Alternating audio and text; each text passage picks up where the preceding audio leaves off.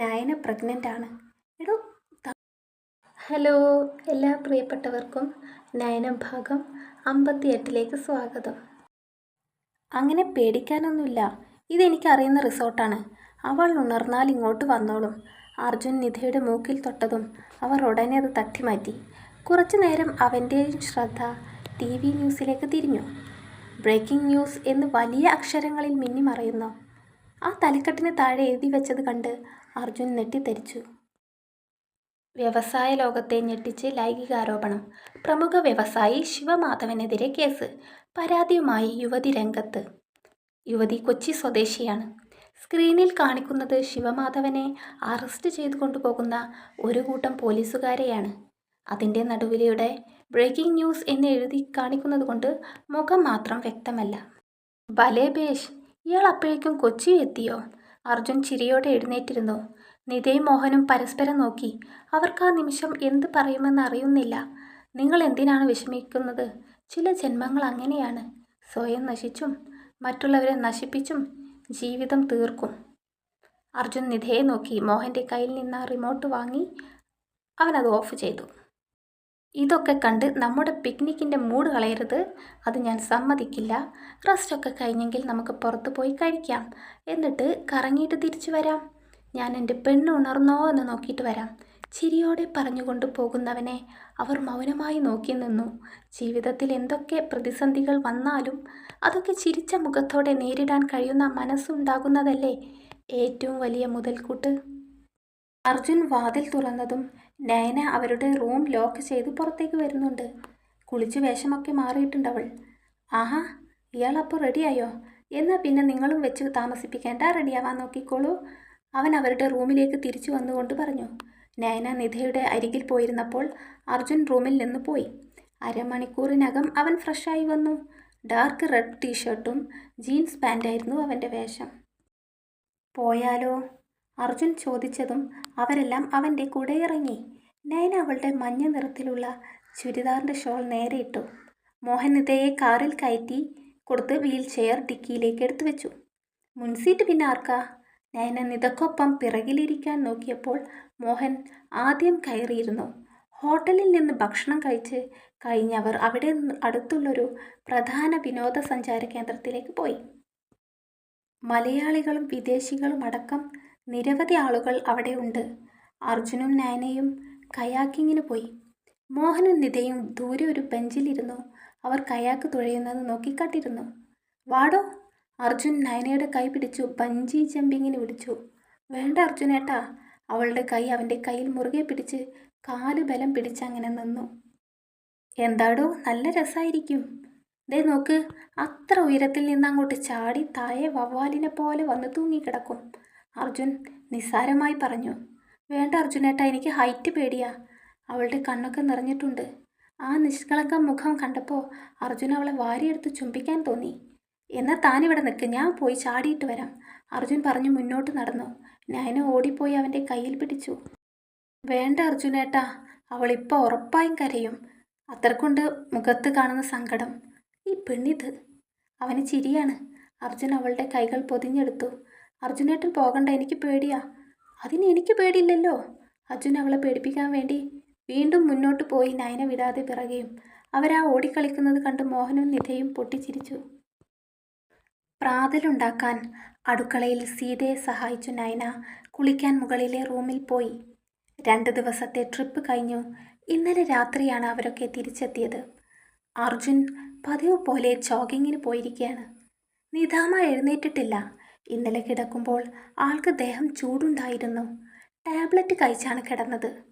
പിടിച്ച പിടിയാലെ ഹോസ്പിറ്റലിൽ പോകാമെന്ന് അർജുൻ ആവും വിധം പറഞ്ഞതാ. രാവിലെ എഴുന്നേൽക്കുമ്പോഴും ഭേദമില്ലെങ്കിൽ അപ്പോൾ വേണമെങ്കിൽ ഹോസ്പിറ്റലിൽ പോകാമെന്ന തീരുമാനത്തിൽ എത്തിച്ചു നിധ.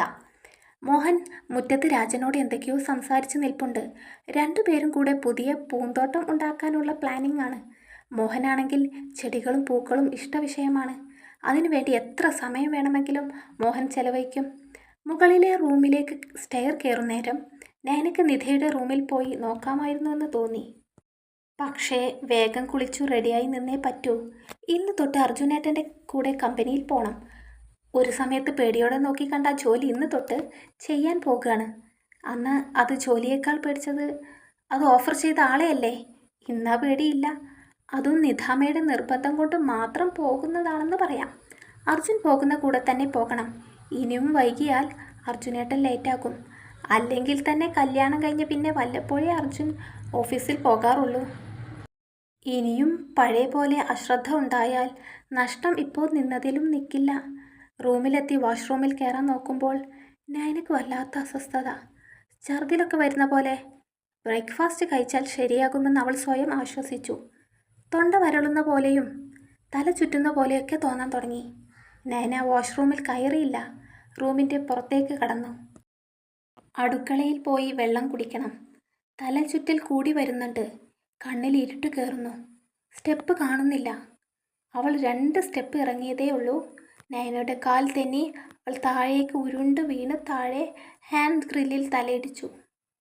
ശബ്ദം കേട്ട് ഓടിയെത്തിയ സീത മുമ്പിൽ കാണുന്ന കാഴ്ച കണ്ട് അന്താളിച്ചു പോയി. ഒന്ന് നിലവിളിക്കാൻ പോലും കഴിയാതെ അവരുടെ ദേഹം മരവിച്ചു പോയി. തലയിൽ നിന്ന് ചോര വാർന്നൊലിച്ച് നയന സ്റ്റെയറിന് താഴെ കിടക്കുന്നു. അയ്യോ മോളെ നയന! അവർ ആർത്തു കരഞ്ഞുകൊണ്ട് അവളുടെ അരികിലേക്ക് ഓടിയെത്തി അവിടെ വീണു. സീതയുടെ നിലവിളി കേട്ട് മുറ്റത്ത് കിളച്ചുകൊണ്ട് നിൽക്കായിരുന്ന മോഹനും രാജനും ഓടിയെത്തി. അവരും ഒരു നിമിഷം സ്തംഭിച്ചു നിന്ന് ഉടനെ നിലത്ത് കിടക്കുന്നവളുടെ അടുത്തെത്തി. എന്താ പറ്റിയത്? നയനയുടെ ശിരസ് ഉയർത്തിപ്പിടിച്ചു മടിയിൽ വെക്കുന്നതിനിടെ വെപ്രാളത്തിൽ മോഹൻ സീതയോട് ചോദിച്ചു. അറിയില്ല. ശബ്ദം കേട്ട് വന്നു നോക്കുമ്പോൾ കരച്ചിൽ കാരണം അവർക്ക് പറയാൻ പോലും കഴിയുന്നില്ല. നിങ്ങൾ വെള്ളമെടുത്ത് വന്നേ. മോഹൻ അവളുടെ കവിളിൽ തട്ടി നോക്കി. ഏത് സാഹചര്യത്തിലും ഔചിത്യത്തോടെ പെരുമാറാൻ കഴിവുള്ളവളാണ് സീത. അങ്ങനെയുള്ള താൻ വെള്ളമെടുത്ത് വരാൻ പോലും മറന്നു പോയത് എങ്ങനെയാണെന്ന് ഓർത്തവർ. സീത വിറയലോടെ വെള്ളജഗ് മോഹൻ്റെ കയ്യിൽ കൊടുത്തു. അയാൾ കുറച്ചു വെള്ളമെടുത്ത് മുഖത്തേക്ക് കുടഞ്ഞതും നയന ഇമകൾ ഇറക്കി. നയന കണ്ണു തുറക്ക്. മോഹൻ അവളുടെ താടയിൽ കൈവച്ച് കുലുക്കി. അവളിൽ നിന്നും നേരിയ രീതിയിലുള്ള ഞെരക്കവും നെറ്റിച്ചുളിക്കലും മാത്രമായി ഒരു പ്രതികരണമുണ്ട്. മോഹൻ അവളെ വാരിയെടുത്ത് മുറ്റത്തേക്കിറങ്ങി കാറിൻ്റെ ഡോർ തുറന്ന് പിൻസീറ്റിൽ അവളെ മലർത്തിക്കിടത്തി. രാജൻ കൂടെ വാ. ഡ്രൈവിംഗ് സീറ്റിലേക്ക് ചാടിയിരിക്കുന്നേരം മോഹൻ പറയുന്നുണ്ട്. അർജുൻ വന്ന വേഗം എന്നെ വിളിക്കാൻ പറയണം.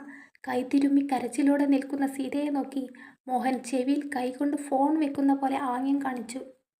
അതൊക്കെ ഞാൻ പറഞ്ഞോളാം സാറേ, നിങ്ങൾ വേഗം പൊയ്ക്കോളൂ, അവർ കണ്ണു തുടച്ചുകൊണ്ട് പറഞ്ഞു. സീത ഹാളിലേക്ക് തിരിച്ചു നടന്നു. ഒറ്റ നിമിഷം ഇവിടെ എന്തൊക്കെയാ സംഭവിച്ചത്? അവർ നേരെ നിധയുടെ റൂമിൽ പോയി. നിധ പുതച്ചു മൂടി കിടപ്പുണ്ട്. പുറത്തു നടന്ന സംഭവങ്ങളൊന്നും അവർ അറിഞ്ഞിട്ടില്ല മാഡം. സീത അടുത്തേക്ക് ചെന്നു. മുഖത്തെ പുതപ്പ് മാറ്റാൻ കൈവച്ചതും മുഖത്ത് നല്ല ചൂട്.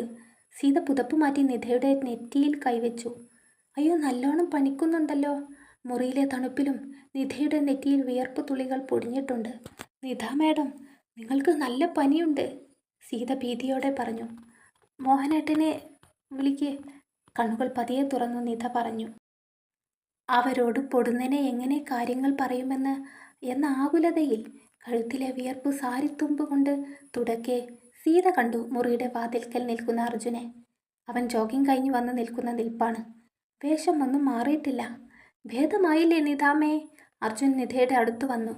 മാഡത്തിന് നല്ല ചൂടുണ്ട്, സീത പറഞ്ഞു. ഞാൻ അപ്പോഴേ പറഞ്ഞതാ ഡോക്ടറെ കാണിക്കാന്ന്. അപ്പോൾ ക്ഷമ. സീതജി, ആ വീൽചെയർ ഇങ്ങോട്ട് തള്ളിക്കൊണ്ടുവന്നേ, ഞങ്ങൾ ആ ഹോസ്പിറ്റലിൽ പോവാണ്. അർജുൻ പറഞ്ഞതും സീത വീൽചെയർ തള്ളി നിധയുടെ കട്ടിലിനരികിൽ കൊണ്ടു നിർത്തി. കുറുന്തോട്ടിക്കും വാദം അല്ലേ നിധമ്മ? കൈക്കുയിലൂടെ കൈ കടത്തി അവൻ നിധയെ എഴുന്നേൽപ്പിച്ചു. നയന റെഡിയായോ എന്ന് നോക്കിയ സീതേച്ചി. അപ്പോഴേക്കും അർജുൻ നിധയെ എടുത്തു വീൽചെയറിൽ ഇരുത്തി. മോനെ, അത് നയനമോളൊന്ന് വീണ്. സാറും ചേട്ടനും ഹോസ്പിറ്റലിൽ കൊണ്ടുപോയിരിക്കുകയാണ്. സീതയുടെ ശബ്ദം ഇടറി. അർജുനും നിധയും ഞെട്ടിപ്പോയി. വീഴേ? എന്നിട്ട് നിങ്ങൾ ഇപ്പോഴാണോ പറയുന്നത്? എന്താ സീതേച്ചി ഇത്? അർജുൻ ആദിയോടെ ചോദിച്ചു. മോനെ, എല്ലാം കൊണ്ടും സീതേച്ചി അമ്പരന്ന് പോയി. മോനോട് സാറെ വിളിക്കാൻ പറഞ്ഞിട്ടുണ്ട്. നെറ്റി ചുളിച്ച് അർജുൻ സീതയെ നോക്കി. അവൻ ആകെ തളർന്നു പോകുന്നുണ്ട്. അവൻ ഫോണിൽ മോഹനെ വിളിച്ച് ആശുപത്രി ഏതാണെന്ന് തിരക്കി. ഉടനെ തന്നെ നിധയെയും സീതയെയും കൂട്ടി അവൻ അങ്ങോട്ട് തിരിച്ചു. അവർ ഓടിയെത്തുമ്പോൾ വരാന്തയിൽ തന്നെയുണ്ട് മോഹനും രാജനും. അങ്കിൾ, എൻ്റെ നയന. അർജുൻ മോഹൻ്റെ കൈകൾ പൊതിഞ്ഞു. നെറ്റിയിലെ മുറിവ് ഡ്രസ് ചെയ്തുകൊണ്ടിരിക്കുക. കൈക്ക് ചെറിയ പരിക്കുണ്ട്. അർജുൻ്റെ ദേഹം വിറച്ചുപോയി. അങ്കിളെ, നിസ്സഹായതയോടെ അവൻ വിളിച്ചു. പേടിക്കാനൊന്നുമില്ല ചെറുക്ക, നിന്നെ ഡോക്ടർ കാണണമെന്ന് പറഞ്ഞിട്ടുണ്ട്. ഡോക്ടർ സാമുവലാണ്, നീ ചെല്ല്. നിധയുടെ അരികിലേക്ക് നിന്നുകൊണ്ട് മോഹൻ പറയുമ്പോൾ അർജുന് ശങ്കയേറി. അവർ തന്നിൽ നിന്നെന്തെങ്കിലും മറച്ചു വെക്കുന്നുണ്ടോ? നിധാമയ്ക്ക് പനി ഭേദമില്ല. നിങ്ങൾ നിധാമയെ ഡോക്ടറെ കാണിക്കും, ഞാൻ അപ്പോഴേക്കും ഇങ്ങെത്താം. അവൻ പിറകിലേക്ക് 2 അടി വെച്ച് പിന്നെ തിരിഞ്ഞോടി. ഡോക്ടറുടെ റൂമിൻ്റെ മുമ്പിലെത്തുമ്പോൾ അവൻ ഓടിത്തളർന്നവരെ പോലെ തളർന്നു. ഡോക്ടറെ കാണണം. ആ റൂമിലേക്ക് കടക്കാൻ നിൽക്കുന്ന നഴ്സിനോട് അവൻ പറഞ്ഞു. അർജുൻ, നയനയ്ക്ക് കുഴപ്പമൊന്നുമില്ലല്ലോ ഡോക്ടർ?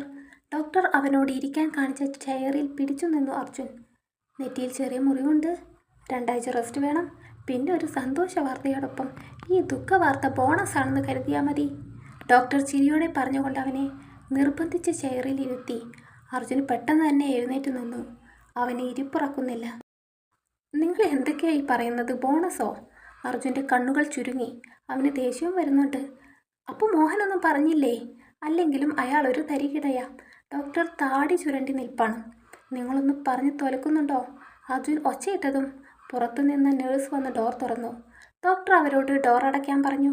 സോറി അർജുൻ, തൻ്റെ ജീവിതത്തിലെ ഏറ്റവും വലിയ സന്തോഷ വാർത്ത പറയാൻ അവസരം കിട്ടിയ ഭാഗ്യവാനാണ് ഞാൻ. ഡോക്ടർ അവൻ്റെ തോളിൽ കൈവച്ച്. ഡോക്ടർ പിന്നെയും? അർജുൻ പല്ല് കടിച്ചു. ഓക്കെ, നയന പ്രഗ്നൻ്റ് ആണ്. എടോ, താനൊരു ഫാദറാകാൻ പോകുന്നു. ഡോക്ടറുടെ കൈകൾ തോളിൽ മുറുകി. അർജുൻ്റെ കണ്ണുകൾ വിറച്ചു. അവൻ ഡോക്ടർ പറഞ്ഞ കാര്യം വീണ്ടും മനസ്സിലോടിച്ചു കേട്ടു. അറിയാതെ ആ നിൽപ്പിൽ അവൻ ഡോക്ടറെ കെട്ടിപ്പിടിച്ചു. ഒരു കൊച്ചു കുഞ്ഞിനെ പോലെ തുള്ളിച്ചാടി അർജുൻ വരുമ്പോൾ മോഹൻ നിധയെ ഡോക്ടറെ കാണിച്ച് ഫാർമസിയിൽ പോയി മരുന്ന് വാങ്ങി വരുന്നുണ്ട്. അർജുനെ കണ്ടതും നിധയുടെ മുഖം തിളങ്ങി. അവർ സീതയെ നോക്കിയപ്പോൾ അവരും പുഞ്ചിരിച്ച് നിൽപ്പുണ്ട്. മോഹൻ അർജുനെ നോക്കിയൊന്ന് പരിങ്ങി. ഡോക്ടർ എന്തു പറഞ്ഞു അർജുൻ? അയാൾ ചിരി അടക്കി പിടിച്ചുകൊണ്ട് ചോദിച്ചതും അർജുൻ മോഹൻ്റെ കൈകൾ പിറകിലേക്ക് പിടിച്ചു കെട്ടി. തെണ്ടിത്തരം കാണിക്കുന്നോ? നിങ്ങൾ എൻ്റെ നല്ല ജീവൻ വെച്ചാ കളിച്ചത്. അർജുൻ്റെ താട വിറച്ചു. അർജുൻ, നിധാമയുടെ മരുന്ന്. മോഹൻ്റെ കയ്യിൽ നിന്ന് മരുന്നുകൾ വാങ്ങി അർജുൻ അത് സീതയെ ഏൽപ്പിച്ചു. നിങ്ങളുടെ ഭർത്താവിനെ ഞാൻ ഇന്ന് ശരിയാക്കുന്നുണ്ട്. അത് കഴിഞ്ഞിട്ടേ ഞാൻ എൻ്റെ പെണ്ണിനെ കാണാൻ പോകുന്നുള്ളൂ. നിധയോട് പറഞ്ഞിട്ടവൻ ഓടുമ്പോൾ അതിനു മുമ്പേ മോഹൻ അവിടെ നിന്ന് സ്ഥലം വിട്ടിരുന്നു. തുടരും അടുത്ത ഭാഗമായിട്ട് ഉടനെ വരാട്ടോ. കഥ ക്ലൈമാക്സിലേക്ക് അടുത്തുകൊണ്ടിരിക്കുകയാണ്.